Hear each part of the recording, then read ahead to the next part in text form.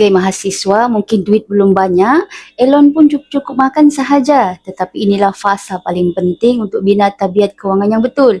Simpan emas bukan bermaksud terus jadi kaya. Ia tentang belajar disiplin menyimpan sejak awal lagi.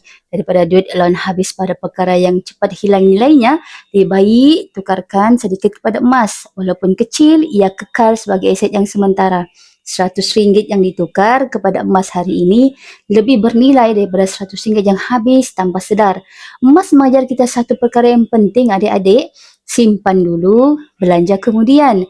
Mahasiswa yang mula menyimpan emas awal tak semestinya paling kaya sekarang, tapi selalunya paling bersedia bila masuk alam pekerjaan nanti. Tidak perlu tunggu graduasi untuk mula.